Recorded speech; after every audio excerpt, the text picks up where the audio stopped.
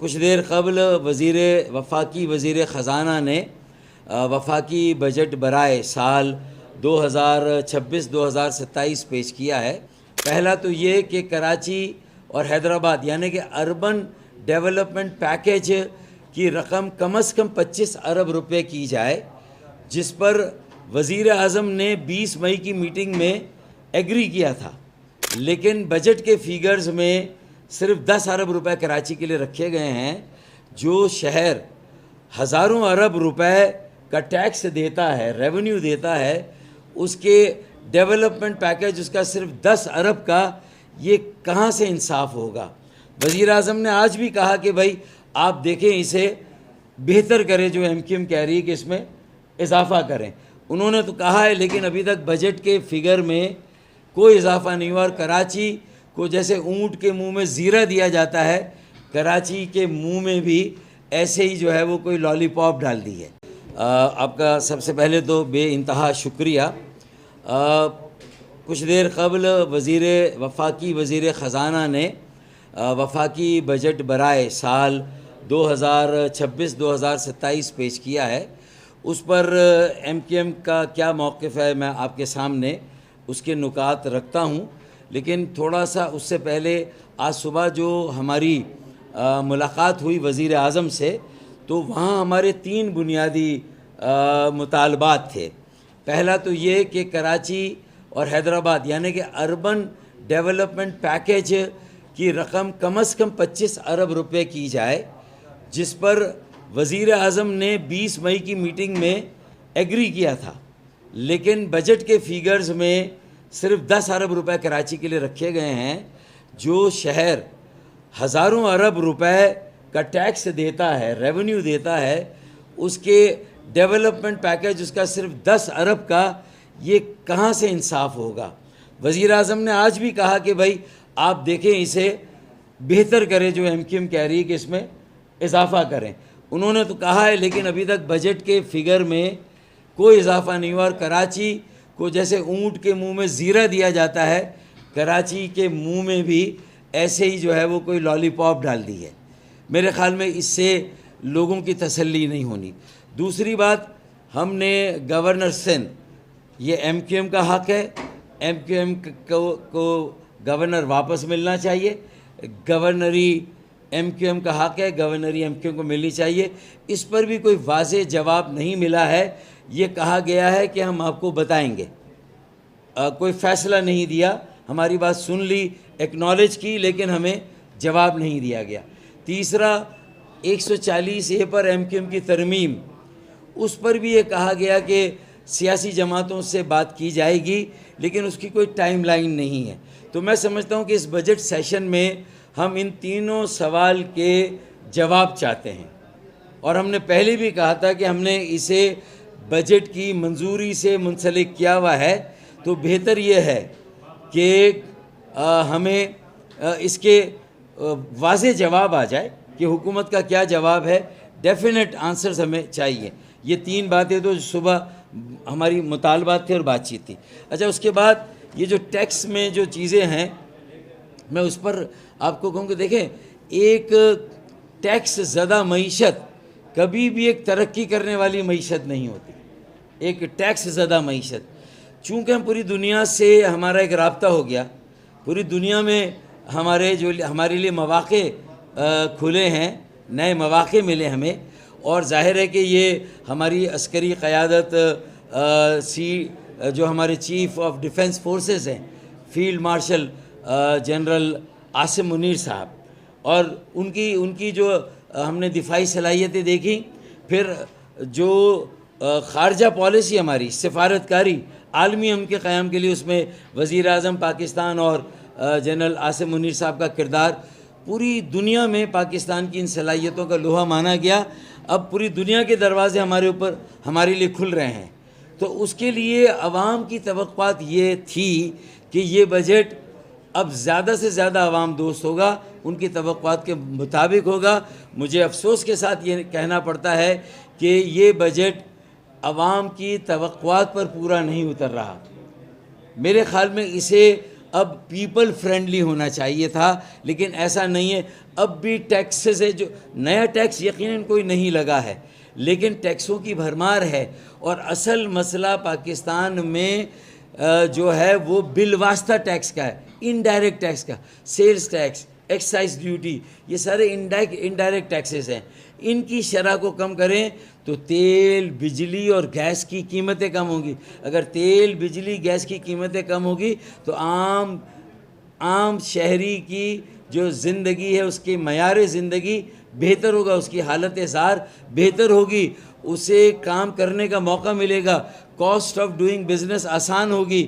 کہ جو لاگت آتی ہے کام کرنے پر، تجارت کرنے پر، کاروبار کرنے پر، صنعتیں لگانے پر، سرمایہ کاری پر، اس کی کاسٹ کم ہو جائے گی. تو میرے خیال میں ٹیکسوں، انڈائریکٹ ٹیکس، بالواسطہ ٹیکس کے بوجھ کو اور بہت زیادہ کم کرنے کی ضرورت ہے. اب دیکھیں پیٹرول یعنی سیلز ٹیکس کی شرح کو کم کریں، تیل، بجلی، گیس کی قیمتوں کو کم کریں، عوام کی پہنچ میں دیں. دیکھیں نا، جو غربت کی لکیر سے نیچے ہے، شاید 50% سے بھی زیادہ پاکستانی غربت کی لکیر سے نیچے ہیں، اور وہ ایک وقت کی روٹی کھا کر گزارا کر رہے ہیں. 18 گھنٹے کی لوڈ شیڈنگ اور ایک وقت کی روٹی وہ کھا کر گزارا کر رہے ہیں. ہمیں ان کی حالت زار پر، ہمیں ان پر ترس کھانا چاہیے، ان پر رحم آنا چاہیے اور ان کے لیے کچھ کرنا چاہیے. مجھے امید ہے کہ ابھی بجٹ پاس ہونے میں دن ہے. ہماری ان باتوں جو تجاویز ہم نے دی ہے اس کی کاپیاں بھی میں نے آپ کو دی ہیں کہ پیٹرولیم لیوی، تینوں بڑی جماعتیں جب حکومت میں نہیں ہوتی، اپوزیشن میں ہوتی ہیں، تو کہتی ہیں یہ بھتہ ہے، یہ ٹیکس ختم کرے، یہ لیوی ختم کرے. لیکن تینوں جماعتیں جب حکومت میں آتی ہیں تو اس ٹیکس کو قائم رکھتی ہیں. تو اصل مسئلہ یہ ہے، اگر 800 ارب روپے کا یا 1000 ارب کا آمدنی میں کمی ہو جائے گی پیٹرولیم لیوی ختم کر کے، تو بڑے وڈیروں اور جاگیرداروں کی آمدنی پہ انکم ٹیکس لگائیں، وہاں سے 600 ارب روپے وصول کریں، اور روزانہ 10 ارب روپے ایف بی آر میں چوری چکاری ہوتی ہے. ایف بی آر میں 10 ارب، مہینے کے 300 ارب، سال کے 3600 ارب. اگر یہ پیسے، اگر یہ چوری چکاری روکی جائے تو 600 ارب روپے بڑے وڈیروں جاگیرداروں کی آمدنی سے لیں، اور 600 ارب روپے ایف بی آر کے ذیلی محکموں میں جو چوری چکاری ہو رہی ہے اس کو روک کر اگر آپ اپنی ایفیشنسی بڑھائیں، اپنی کرپشن بدعنوانی کو ختم کریں، افغان ٹرانزٹ ٹریڈ کو لگام دیں، اسمگلنگ کو لگام دیں، انڈر انوائسنگ کو لگام دیں، تو میرے خیال میں یہ ساری ٹیکس چوری کو روک کے آپ 600 ارب روپے یہاں سے نکالیں. 600 ارب جو ہے وہ زرعی آمدنی ٹیکس بڑے وڈیروں پر، تو پیٹرولیم لیوی ختم کر کے عام آدمی کی زندگی کو آسان بنائیں، عام آدمی کی داد رسی کریں، اس کے زخموں پر مرہم رکھیں، اسے جینے کا حق دیں، اسے سر اٹھا کے چلنے کا موقع دیں. اگر ہم نے اب یہ نہیں کیا جبکہ پوری دنیا آج ہمارے ساتھ ہے، آج ہمیں موقع مل رہے ہیں، تو مجھے امید ہے کہ جو تجاویز ہم نے دی ہیں 3 بنیادی باتوں کے علاوہ، اس پر بھی غور و خوض ہوگا. ہم بجٹ کی بحث میں اگر حصہ لیں گے، مجھے نہیں معلوم کیا پالیسی ہم بناتے ہیں، تو وہاں بھی یہ بات رکھیں گے. اس لیے میں نے یہ پہلا ریئیکشن دے دیا کہ عوام کی توقعات پر یہ بجٹ پورا نہیں اترتا. اب اسے عوام دوست ہونا چاہیے، اور جو ایم کیو ایم کی تجاویز ہے اسے مان کر اسے عوام دوست اس حد تک بنا دیں کہ لوگ اپنے پیروں پہ کھڑے ہوں، کام کرنے لگیں، کمانے لگیں. وہ کام کریں گے، کمائیں گے تو اپنی آمدنی پر ٹیکس دیں گے، لوگوں کی آمدنی پر ٹیکس لیں. آپ ان کی اشیاء صرف، اشیاء خوردنوش، وہ کوئی چیز خریدتے ہیں، ہر چیز پر ٹیکس ہیں. وہ ٹیکس جو سیلز ٹیکس ہے اس کو کم ہونا چاہیے، اس کی شرح کو کم ہونا چاہیے. تیل، بجلی، گیس کی قیمتوں کا کم ہونا چاہیے. آئی پی پیز کے جو کیپیسٹی چارجز ہیں، پچھلے سال نیگوشیٹ کیا تھا، 20% کمی ہوئی تھی، 20% اور کمی ہونی چاہیے. مزید نیگوسیشن ہونا چاہیے، مزید جو ہے وہ ان کو پیسہ، ہم بجلی نہ بھی لیں تب بھی پیسہ دیتے ہیں آئی پی پیز کو. تو میرے خیال میں اس سال اس شعبے پر توجہ نہیں دی گئی. اس شعبے پر توجہ دیں تو میرے خیال میں جو ہمیں موقع مل رہا ہے پوری دنیا کے ساتھ تیزی سے ترقی کرنے کا، ہم کریں گے. ٹیکس زدہ معیشت کبھی بھی ترقی کرنے والی معیشت نہیں ہوتی ہے. ٹیکس کی چھوٹ دیں گے، رعایت دیں گے، لوگوں کو کام کرنے دیں گے، کام کرنے کی لاگت اور قیمت کم ہوگی تو پھر ترقی ہوگی. میں نے یہ ساری جنرل باتیں زیادہ کی ہیں، کچھ میں نے بات کی ٹیکسوں کی. کراچی کے حوالے سے بھی یہ جو 10 ارب روپے ہیں، میں سمجھتا ہوں کہ یہ اونٹ کے منہ میں زیرہ بھی نہیں ہے، تو اس میں خاطر خواہ اضافہ ہونا چاہیے۔ K4 ایک اچھا کام ہو رہا ہے، دسمبر میں مکمل ہوگا، نیا پانی ملے گا، لیکن جو اندرون کراچی کی تقسیم ہے اس پر منصوبہ صوبائی حکومت کے پاس ہے، جو مکمل ہوتا ہوا نظر نہیں آتا۔ تو یہ 26 کروڑ گیلن پانی بھی کہیں ٹینکر مافیا کے ہاتھوں فروخت نہ ہو رہا ہو، یہ نیا پانی بھی ہم DHA کو اور کراچی کو ٹینکر کی افریت اور لعنت سے نجات دلا سکتے ہیں اگر یہ جو نیا پانی آ رہا ہے انشاءاللہ دسمبر میں یہ تقسیم صحیح ہو جائے، اور اگر ہم اس کی نگرانی کریں منصوبے کی تو ہم یقین دلاتے ہیں کہ ہم کراچی کو ٹینکر مافیا سے نجات دلا دیں گے انشاءاللہ تعالی۔ تو یہ بنیادی بات ہے، باقی کچھ اور چیزیں ہیں وہ پھر انشاءاللہ اگلی جی نہیں یہ تو پوری پارٹی کا موقف ہے، یہ شیڈو بجٹ ہے، پوری پارٹی نے پاس کیا ہے۔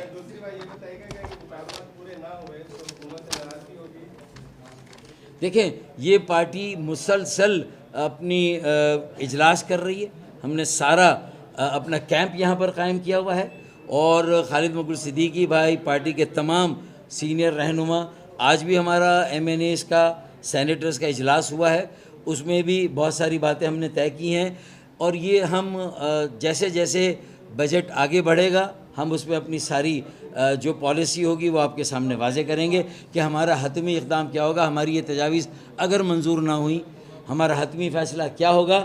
لیکن ہم نے یہ کہہ دیا کہ اس مرتبہ ہمیں واضح جواب چاہیے اپنے سوال کا، جو سوال ہم نے کیے ہیں اس کا ہمیں واضح جواب چاہیے، یہ وقت پر نہیں کہ ہم یہ آگے انشاءاللہ کریں گے، کیسے کریں گے، کب کریں گے، یہ ساری چیزوں کی ایک ٹائم لائن چاہیے ہم نے ٹائم لائن مانگی۔ بہت شکریہ ہے۔